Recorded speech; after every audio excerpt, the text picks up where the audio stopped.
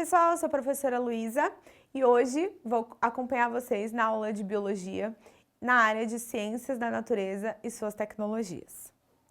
Veremos hoje os principais métodos contraceptivos, os diferentes aspectos de cada um, dificuldades de uso e seus efeitos colaterais. Vamos lá? Então hoje, gente, para encerrar o nosso circuito aí, falando sobre sistema reprodutor, né, ISTs e gravidez, nós vamos falar um pouquinho sobre métodos contraceptivos.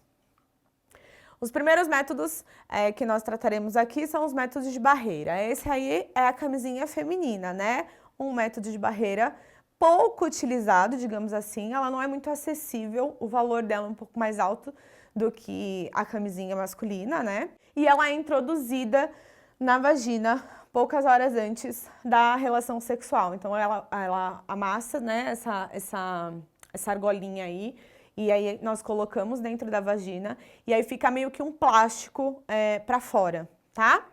Nós temos aí também a camisinha masculina, né, a mais conhecida. Lembrando que esses dois são os únicos métodos de barreira que protegem contra ISTs. Outros métodos vão prevenir apenas gravidez, tá? Dispositivo intrauterino, o famoso DIU. Então, nós temos dois tipos, né, de DIU. O primeiro é o DIU de cobre. O DIU de cobre ele vai alterar ali o ambiente vaginal, vai deixar a mucosa um pouco mais espessa e aí impedindo a movimentação dos espermatozoides dentro daquele lugar. O DIU ele é colocado apenas no consultório mesmo, né? E aí ele tem uma duração certinha e você precisa ficar fazendo acompanhamento dele para ver se ele não saiu do lugar, para ver se ele está funcionando bonitinho, para você não ter surpresas no final do mês, né?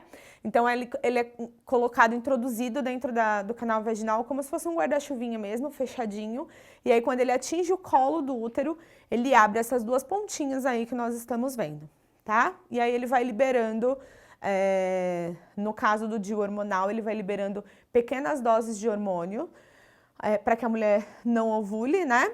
Ou ele vai alterando, no caso do DIU de cobre, ele vai alterando aí o ambiente vaginal para que os espermatozoides não consigam se movimentar e realizar a movimentação necessária. O próximo método contraceptivo é o diafragma. O diafragma é um método de barreira, porém ele não previne contra ISTs, porque ele deixa parte do canal vaginal em contato com o pênis, né? Então, ele é mais ou menos para barrar apenas a entrada de espermatozoides dentro do útero.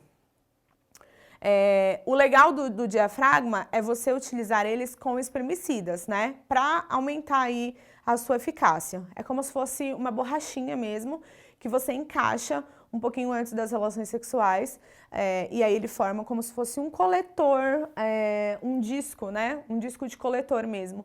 E ele fica lá no colo do útero, impedindo a passagem dos espermatozoides. Saindo dos métodos de barreira, nós temos aí a pílula, né? A pílula anticoncepcional, que é muito utilizada e é um método hormonal. Ela vai funcionar liberando hormônios para que a mulher não ovule. Então, se ela não ovular, obviamente, não tem como os espermatozoides fazerem a fecundação para gerar um bebezinho. Lembrando que esses métodos hormonais, eles não previnem contra ISTs, apenas contra a gravidez, tá bom? Então aqui você tem todos os dias, né, no caso da pílula, todos os dias você vai tomar bonitinho, ou você emenda uma cartela na outra para que você não menstrue, né? Então aí depende do que o seu ginecologista vai te indicar. Outro método hormonal é o anel vaginal.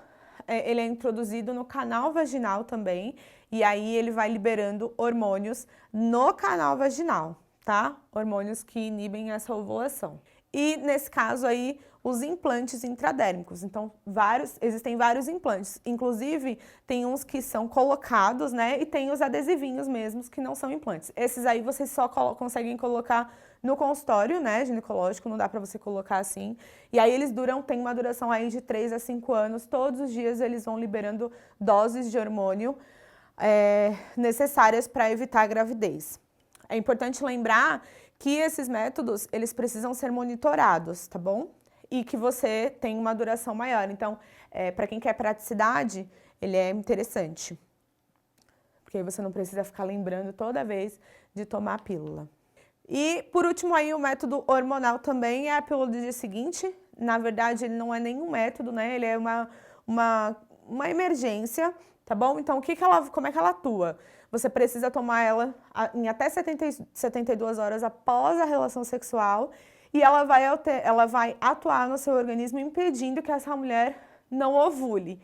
Ou seja, caso você já tenha ovulado, caso já tenha ocorrido a fecundação, ela não vai funcionar, tá? Porque ela atua impedindo ou adiando essa ovulação. Se caso isso já tenha acontecido, não vai funcionar, tá bom? Então, por isso que a gente tem muitos casos aí que, mas eu tomei a pílula e não funcionou, é porque já tinha ovulado e aí ela não faz efeito, tá bom? É muito importante se atentar ao uso da pílula do dia seguinte, porque ela tem uma dose hormonal muito grande, né? Isso não é interessante pra gente ficar tomando o tempo inteiro, tá bom? Então é interessante a gente controlar esse uso e realmente só tomar em casos de urgência. O interessante mesmo é utilizar a camisinha, tá bom?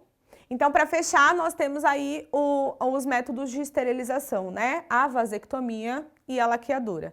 Nesse caso aí, a laqueadura acontece na mulher, né? Onde são cortadas, né? E amarradas as duas trompas, né? E aí impede que o espermatozoide chegue até o óvulo. Ela continua ovulando bonitinho, né? Só que quando ele vai percorrer esse caminho, ele não consegue chegar porque tem um cortezinho ali. Então, é meio que cortado e amarrado essas duas trompas para que o caminho do espermatozoide seja interrompido ali, tá bom?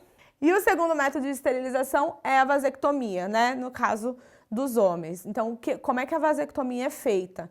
Lembra que eu falei lá nas outras aulas do canal deferente? Então, o canal deferente é o que faz, né, essa ligação até a próstata para que aconteça aí a liberação dos espermatozoides. Então, quando eu faço a vasectomia, eu corto, né, esses dois canais e eu impeço que esses espermas cheguem até onde eles precisam, né?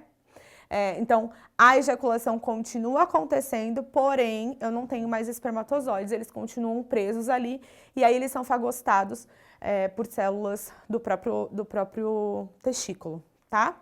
Então, pessoal, solta a hora da tirinha.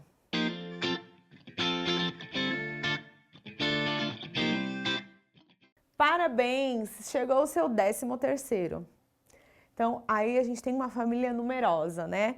Então, por que eu coloquei isso aí? Para a gente pensar um pouquinho sobre a importância de entender como é que cada método anticoncepcional funciona e por que eles são importantes na hora de você se planejar, né? Planejar a sua família ali. Então, muitos métodos, os métodos hormonais, eles previnem também a gestação, né? Previnem a gravidez.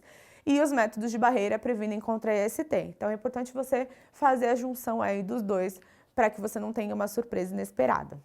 Bom, pessoal, chegamos a mais um final de aula. Eu espero que vocês tenham gostado. Não esqueçam de acessar o link do Saiba Mais para ter acesso a outros materiais. E agora eu deixei uma frase de reflexão aqui para vocês. O melhor cuidado é a prevenção. Cuide-se. Bons estudos!